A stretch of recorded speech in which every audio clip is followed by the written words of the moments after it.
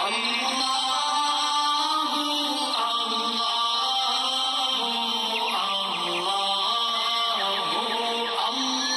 العلوم یہ کتاب ہے، اس میں فرمایا گیا کہ 6 عورتوں سے نکاح کرنا مناسب نہیں ہے، اور وہ یہ ہے: حنانا، منانا، کنانا، حداقہ، صداقہ، براقہ۔ حنانا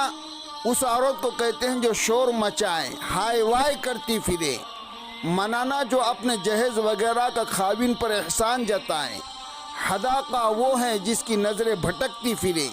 یعنی شرم حیا اس کے اندر نہ ہو اور وہ حیادار نہ ہو۔ صداقہ جو خاوند کے سامنے بکواس کرے، زبان دراز کرے۔ براقہ جو زرق برق کے رنگ کے لباس کی مشتاق رہے، یعنی ہمیشہ مجھے یہ کلر وہ کلر اس کی پسند میں رہیں۔ کنانا جو اپنے باپ وغیرہ کی بڑائی کا اظہار اپنے شوہر کے سامنے کرتی رہے کہ میں اپنے ماں باپ کے گھر پہ تھی تو ایسا تھی ویسا تھی،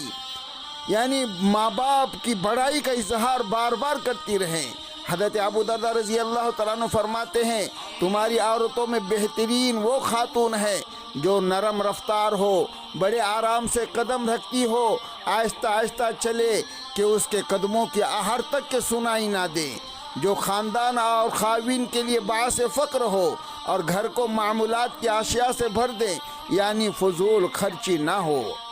حضرت ابو ہریرہ رضی اللہ تعالیٰ عنہ تفسیر قرطبی میں ہے، ایک مرتبہ بارگاہ رسول صلی اللہ علیہ وسلم کی خدمت میں چند خواتین نے عرض کیا، اللہ تعالیٰ عورتوں کو چھوڑ کر آدمیوں کا ذکر فرماتا ہے، کیا عورتوں میں کوئی بھلائی نہیں ہے؟ اس پر اللہ تعالیٰ نے آیت نازل فرمائی، ان المسلمین والمسلمات، کہ ہم نے ذکر کیا ہے نماز اور روزے دار عورتیں،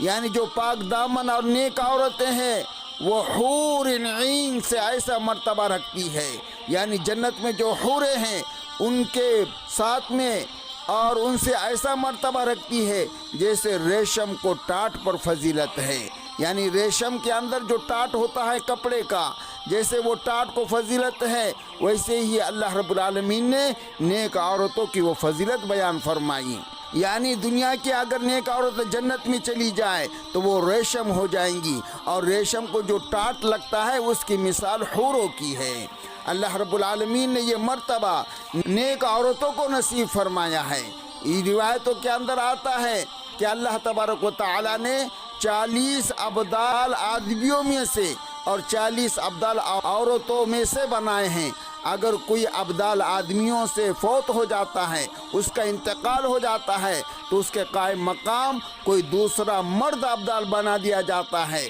اور جب عورتوں سے کوئی ابدال فوت ہو جاتا ہے تو اس کے قائم مقام عورتوں میں سے ابدال بنا دیا جاتا ہے۔ نبی کریم صلی اللہ علیہ وسلم نے فرمایا ایماندار کے لیے سب سے فائدہ مند، یعنی ایمان والوں کو سب سے زیادہ فائدہ مند تقوی و پرہیزگاری کے بعد نیک اور صالح بیوی ہے، یعنی اللہ رب العالمین کی جو نعمتیں ہیں، اللہ رب العالمین نے جو نعمتیں اسے ایمان و تقوی عطا فرمایا ہے، تو اس کے اندر فرمایا کہ اس کے بعد سب سے بہترین جو اللہ کی نعمت ہے اس کو نیک بیوی کا ملنا ہے۔ اس لیے حضرت عبداللہ ابن مسعود رضی اللہ تعالیٰ عنہ سے مروی ہے، نبی کریم صلی اللہ علیہ وسلم نے فرمایا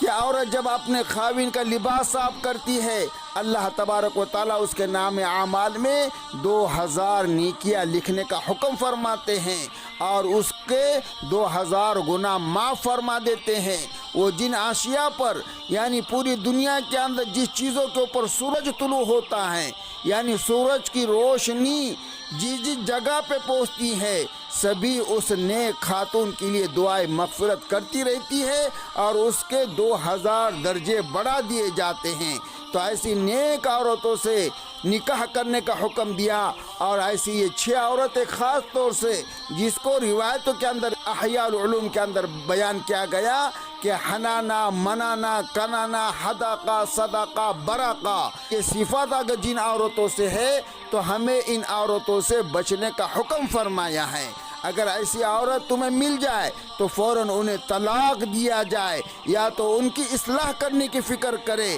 اگر ان کی اصلاح ہوتی ہے تو ٹھیک ہے، ورنہ ان کو اپنے سے الگ کرنا چاہیے، کیونکہ احیاء العلوم کی روایت ہے کہ ایسی عورتوں سے نکاح نہیں کرنا چاہیے۔